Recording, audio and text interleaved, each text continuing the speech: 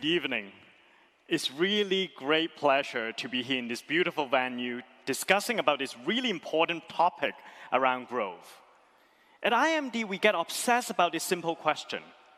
What do companies do to get themselves become future ready? Over the last 18 months, we learned a great deal. We learned about organizational resilience. We learned about preparedness for the future. And as a result, there are organizations that are much more well-poised for future new growth in the coming era. And it's interesting that it's not just IT or technology companies are winning. In fact, across all sectors, you can always find the most traditional, the most brick-and-mortar operation who are still winning. And yet, there are remarkable similarities. Let's take consumer retailing and consumer brand as an example. None of these are tech giants. A lot of these are traditional brands. And these are brick-and-mortar retailers. There are brick-and-mortar store retailers as well as consumer brands that are not just recovering during the depth of the struggle, but in fact, they unleash new growth. You probably have someone in your mind. Any one of you think the top winners are Walmart? Raise your hand.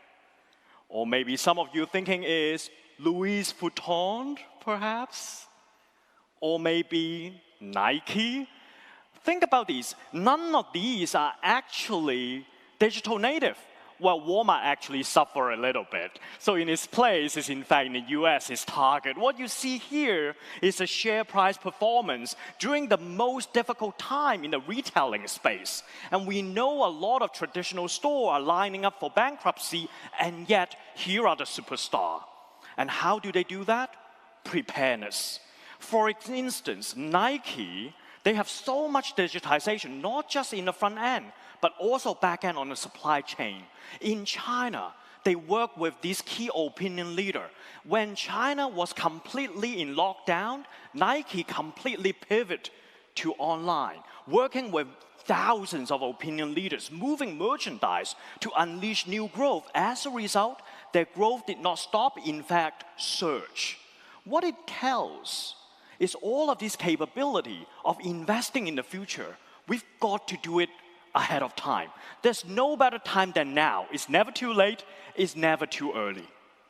Now, today, we have a lot of bankers on the table as well. So let's take a look of consumer banking as well. And of course, in the back of your mind, the digital native these days in the financial sector are winning. Naturally, when people are buying stuff at home, people are doing mobile payment, companies such as PayPal or Square must be doing well. But it's not just this digital native.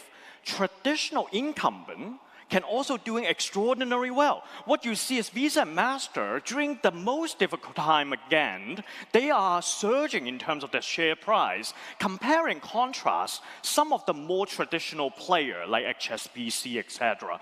What you see here is everyone have a digital strategy, including Burberry we saw earlier, including Macy's, all these struggling retail brands, they all have digital strategy. But what distinguishes the winner versus the average are the one who can scale. It's not enough today just to experiment on the side. But what differentiates the winner as well as the average are the one who can scale this new capability. Then you may ask, so in this case, how do Visa and Master actually scale the new capability so fast, despite the fact that physical or digital disruptor is everywhere these days? Well, if you're looking at Visa and Master, right, I still remember 5 years ago, people said the plastic card is going to disappear. And yet, you see every disruptor is their collaborator. It's this idea of becoming frenemies. Sometimes people may be your enemies. Sometimes they are friends. It's okay to collaborate. Long-term rival like PayPal these days is partner with Visa and MasterCard. Whether you're using Apple Pay or Google Wallet, it's all Visa card and MasterCard infrastructure, all the way to Coinbase.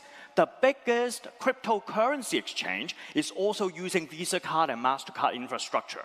The lesson learned here is, if you cannot beat them, you let them join you. This is how these incumbents maintain their infrastructure to stay relevant, making collaboration, open innovation, application programming interface so easy to work. Now you may say, hold on a second, Howard. You know, Visa and Master is payment company. You cannot compare them with retail bank. That's unfair. And yet we know there's a payment company called American Express. Now it's the third distant. And what we see here is an interesting diagram that Visa and Master and American Express 10 years ago, they're about the same size. In fact, Amex is the largest. 10 years later, fortune reversed. Visa and Master becomes way bigger than Amex. What happened is in terms of digital readiness, that's always about learning into the future, exploration. And there is the near-term exploitation, explore your current opportunity. What you see is over the year, Amex has been focusing too much on exploitation. They focus too much on the near-term bottom line, when the other two players balancing a healthy portfolio between learning and generating profit. By the time later, when Amex wake up, they need to learn, it's already too late. So let me play you a little video of how things evolve over this epic race. And we're gonna see how things change over time. What you see is, in the early days, Amex is really focusing on exploitation versus Master and Visa card having this balanced portfolio between experimentation and near-term exploitation. Of course, later on, Amex finally wake up, but it's a little too late, because by then, Visa and Master is really focusing on leveraging the digital capability, exploiting new opportunity using new capability. This is when they forge all these partnerships with digital disruptor already. The size of the bubble you see here is the valuation of each of these companies. And as the epic race continue to unfold, this is when Amex today become a distant third. The key lesson learned is the opportunity to master new capability is always a fleeting window of opportunity. Organization, no matter how good they are, they must master new skill when time is still on their side. And what we have seen in the pandemic is simply an accelerator. It accelerates a number of secular trends. And so those who have the capability in-house, they can pivot much faster than others. So how does it matter across all different sectors, you may ask? Well, because across all sectors, we always see organizations must leap from the old knowledge discipline to the new. Every organization that are great, they must be good at doing something historically. Whether you're heavy machinery companies, whether you're a shipping container organization, or whether you're a financial institution, you must be good at something that makes your organization great. But at some point, you need to move to the new knowledge discipline. We see in consumer brand, historically, it's all about standard products, standard channel, mass marketing. Today, you want your sneakers to be personalized and shipped over weeks. To do that profitably at scale, you need digitization, front end and back end. This is what we see in Nike, Lululemon, and Adidas. Well, if you are a German OEM, well, these days it's really tough to be in the auto industry, because historically what you're great at is building horsepower based on internal combustion engine. You're great in bending metal, engineering driven. Today, of course, it's about electric vehicle, autonomous driving based on software capability, updating the firmware over air or semiconductor. This is where the leap needs to happen. We saw how Tesla leading its way. We see how GM now is forging its way ahead. VW is forging ahead. And this is what the leap we have talked about. And of course, these kind of changes, we know it. We've seen it happening a long time. But the pandemic, again, accelerate. And today, organizations that have capability are well poised for new growth. Lastly, finance. Historically, UBS, HSBC is all about managing branch operation to make it really good and well-run branch. All the knowledge is inside the head of financial advisor. Today, the future might be in AI, robo-advisory, blockchain. All of these represent a leap. So this is one key question that executives often wrestle with themselves. Which stage are we in? Are we in the old stage of just historical capability? Do we know where we need to go? Have we run enough experimentation? At this stage, you want agility. You want fast learning. You want to make mistakes, in fact, in order to learn. But at some point, you've got to scale. And this is really hard because it will require you to make tough trade-offs based on evidence. Usually, when scaling happens, it goes beyond financial projection. It needs to go beyond just making a business case. But based on real-world evidence, you make a tough choices. Strategy, after all, is about making tough trade-offs. So in a way, we're going to unpack a little bit what are the key leadership behavior allowing companies to be able to scale those new capabilities. Because if we cannot scale those new capabilities, nothing really moves the needles. Every organization we've heard of have some digitized strategy. But who are the winner in the end are those who can complete the 4 stages. So one of the very, very key elements is to be clear about the decision type that you're on. Because when the early stage, when you run experimentation, it's okay to fail. But later on, when you scale, it's not okay because there are huge consequences. This is why Jeff Bezos, I like the way he described, there's always 2 types of decision. One type is we call the type 1 decision, which are irreversible. When you go through this decision door, you cannot back it out. But he said there is also a second type of decision. Is that when you go through the door, if you see what you don't like, you back it out, no big deal. In those cases, you want to make a lot of bet. You want to make an empowerment to the extreme. You allow people to try as much as possible. Of course, big organizations running into trouble, when they face or confuse between the 2, they treat everything as if this is irreversible and laying on top of bureaucracy. What it suggests is if managers across hierarchy can be very clear that what is type 1 and type 2, you can be also agile too. But then, as we spoke about, when you're facing decision, there is no back door. Once you commit, you cannot back it out. Then we better have dissent. You want people to really have a huge debate. This is Reed Hastings from Netflix. He said there are times that we need to farm for dissent. He said that when he made that huge mistake of moving the company online for streaming far too quick and ditching DVD prematurely. And his company basically lose its share price for over 6 months. And this is where Reed Hastings described you need to farming for dissent. Now, farming for dissent is difficult because there are 2 things that we need to embrace. One is team conflict. This is how most people thinking about conflict looks like. That you want a little bit of conflict, but not too much. Well, this is actually wrong. You want certain type of conflict. If this is about task conflict, about perspective, you want people to argue. You, in fact, don't want any artificial harmony at all. But high-performing teams have high level of trust. This is paradox. You want conflict, people really argue, but in the end, they love each other.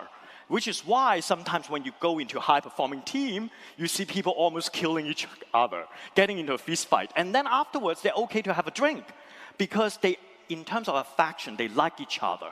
But in terms of perspective, they really have a clash. This is how we manage diversity. In a diverse team, politeness doesn't get us the right answer. What we want is task conflict to really get the bottom of things. And then there is a second area. Of course, companies and executives must be curious. There are many ways to be curious, but I think one of the most important tasks for key executives these days is to recognize what type of world we're living in so that you can maximize the opportunity out there as well as buffer yourself against the worst, both for the team, for the organization, sometimes for yourself. The only way to see through the future is to have a broad set of repertoire. You see what had happened in other sector and you face your same situation, you'll be like, oh, it's just one of those. Don't need to panic. And so great leader reads a lot, not by accident. I mean, Bill Gates read 50 books a year. The former CEO from PepsiCo would read textbook end to end on holiday, not for fiction on a beach, but she would read textbook. Elon Musk is able to build rockets by simply saying, I read books. And the Nike founder, he just loved to read. Not that reading is the only way to expand your repertoire of thinking, but this is one possible way to whet your appetite, to become curious. Psychologists would say this is the need for connection. And there are times that you may not be curious about one area, but that is absolutely critical. The way to do it is to get enough of the foundation knowledge that you have this interest to learning more. And so CEO from Microsoft, he has this wonderful saying, the learn it all always does better than the know-it-all. I think this is quite a summary. And he essentially said, facing uncertainty, facing challenges, pretending we know a lot doesn't really help. Tying back to that is also the ability to persist. Here is what happened at Microsoft. Making tough trade-offs sometimes is absolutely critical. And you could looking at 2 times on Microsoft in terms of income. So there is the period number 1 where income continued to grow. And then there is the period we label as number 3 that net income actually dropped twice. Conventionally, if you think about what would happen in the share price in stage 1, well, you would think, well, share price should go up. And in stage 2, what happened? Maybe stay flat or even go down. That is not what happened. What happened is share price in period 1 stay flat. That is under Steve Ballmer. When Microsoft have 0 growth prospect, they try to get into mobile phone, they fail. They try to get to laptop, they fail. They try to get into the cloud, they fail. All of this suggests the future growth prospect get diminished, despite the company is a cash engine. Despite the company is exploiting all the near-term profitability, but the inability to learn really hamper its prospect. What we see, of course, the new CEO coming along, and that allows the organization to generate new growth despite required investment. And so the big story here is persistence is key. Near-term short-termism doesn't help with opportunity. And the great news is, at times, the financial market actually would know it. And the last and the most important behavior of all, I think, for the top team is radical transparency. When you're thinking about learning and capability, there would be mistakes being made. What we need is the organizations can share information, share know-how across different sectors and silos. There are times in organizations these days, I've heard, they don't even know the profitability across business unit. It's just not the way of sharing information. You know what? That doesn't work. Because for any fast-moving company, any employee is able to understand what kind of experiment an organization has been running, so that no 2 same mistake would get repeated twice. If organizations are hoarding information, it's just doing on its own detrimental. So the last thought would become radical transparency. So much we have learned about from the pandemic. We heard about organizations that are winning, and the key here is preparedness for the future. When you are well prepared, not only you are able to thrive and become more resilient during tough time, but now today, when we are reset for new growth, the prospect is much bigger. It all comes down to curiosity, and it all comes down to learning. With that, I wish you a great evening.